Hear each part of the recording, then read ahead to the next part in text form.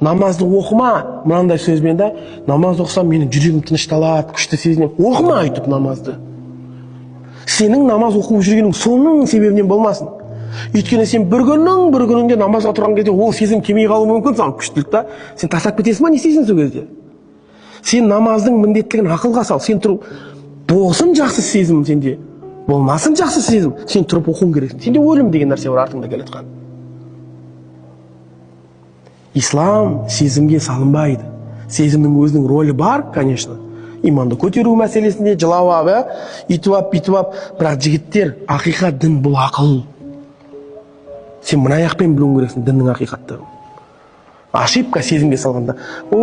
Исламда, дінде адамдар күшті, анау, айып күшті болу керек. Бірақ ертеңгісін сен исламда сол үшін жақсы көрсең, бір жаман мұсылман шықса, сен исламдан шығып кетесің ба сол кезде?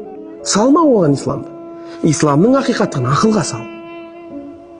Неге ислам ақиқат? Бұл ақылмен түсінікті. Сезіммен емес. Сезімге салуға болмайды. Сезім алдамшы.